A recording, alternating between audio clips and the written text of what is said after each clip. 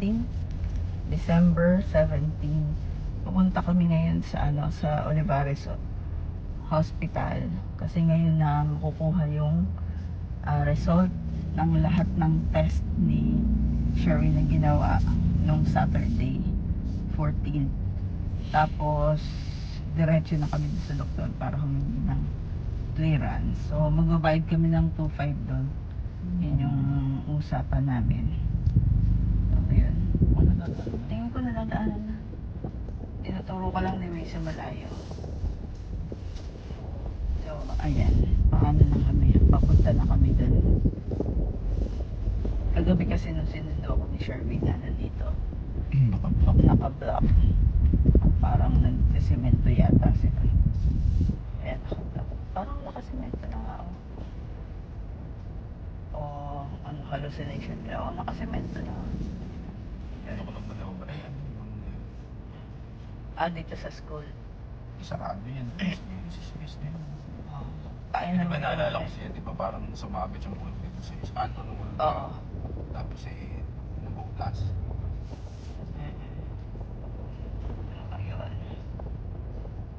So, update ko kayo sa biyahe namin. Nakita ko sa inyo yung sitwasyon dito. Yan, laging ganyan yan, araw-araw. Abutin ka ng 30 minutes dito, palabas pa lang ng sunod. Kasi ginagawa yan, yung kalsada niyan. Kung ilang buwan ang ginagawa yan, una tong side na to, ginawa. Parang 1 taon yata, more than pa. Ito yata ganun, balak na nila pabuti ng ganun. Kaya yun, STS. Yan. Malang, saan na tayo? Malalabas lang sa sana. Continue straight for 8 Okay. minutes to E2 as Lex. Northbound to Sukat. Ayan. So, buti na lang, maganda ang traffic. Mamaya yan, sobrang traffic na. Tapos doon sa pupuntahan namin, traffic. Ayan, kita ko na yung Sukat exit.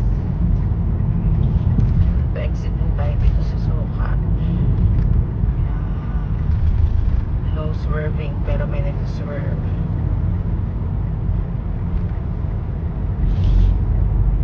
In 200 meters, turn left on 63, Dr. A. Santos Avenue.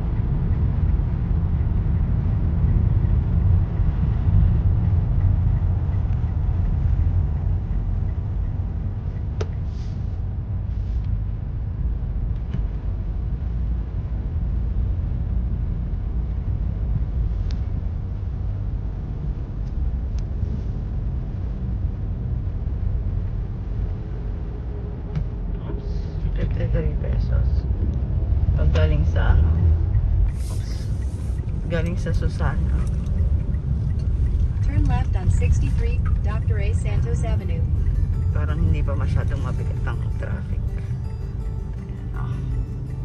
In 800 meters, use the right 2 lanes to continue straight on 63, Maya Dr. A. ulit. Santos Avenue, West. Go na. Ito naman ang mga motor. Lusot lang ng lusot kung saan. Diba? Ang aga pa lang, 8:30 pa lang, ganyan naka-traffic. Oh. Diba? Araw-araw yata ganyan dito eh. Dito na kami sa parking ng Olivares. Ano na?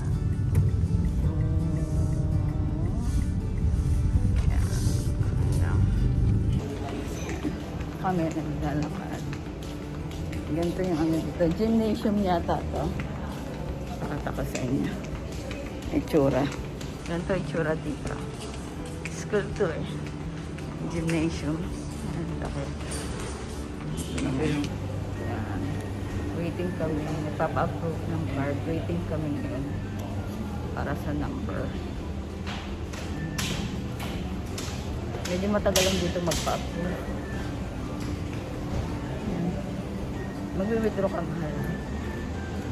Nakuha niya na yung result ng x-ray. Yan. So yun, meron pala si Sherwin na pneumonia.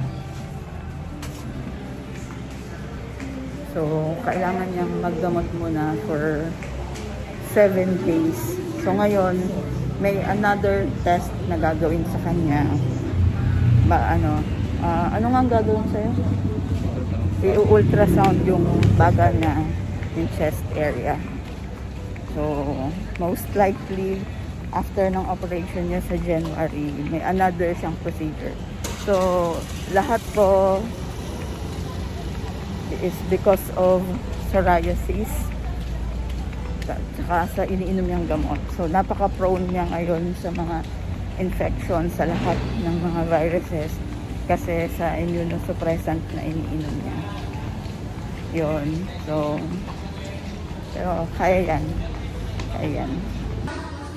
Yan, magpapa-approve muna si Sherwin ng para sa ultrasound sa baga.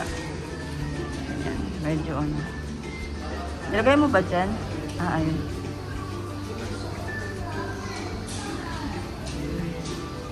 ID mo pa, kailangan mo pa ng ID.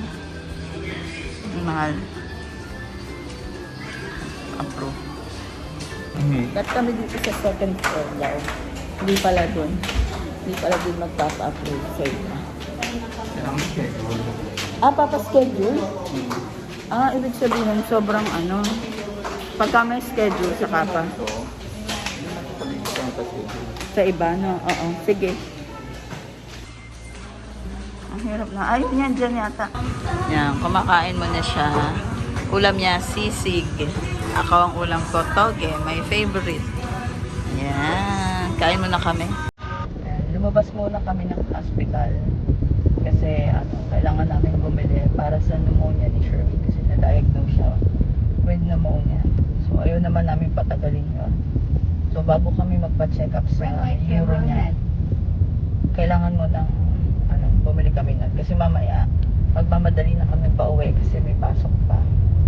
So, ayun. Update po kayo.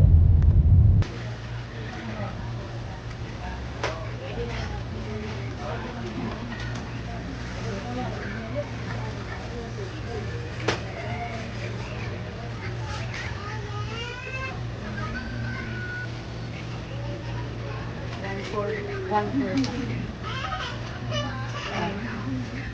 Kala ko nakatutod ka. Sige. Ito yung waiting po. So, ang time ay 1:10. Darating daw ng 1:30.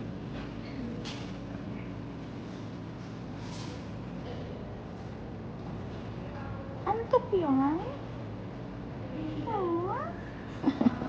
Ilang oras tulog mo pa lang? 3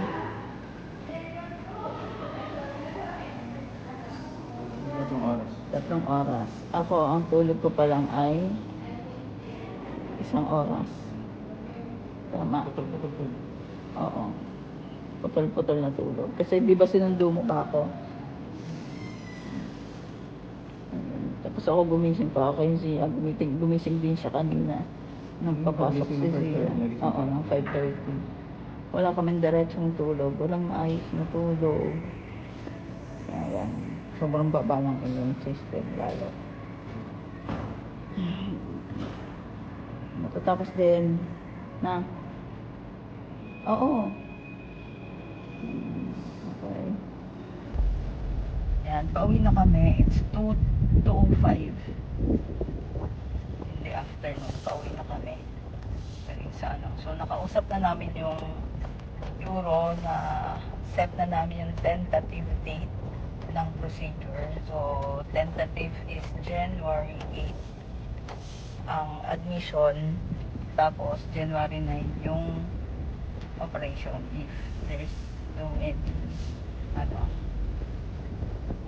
changes. Yun na yung date.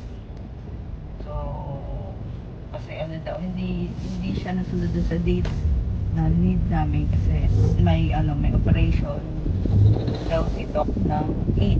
Ng 8. Kaya yun, 9 siya in-schedule.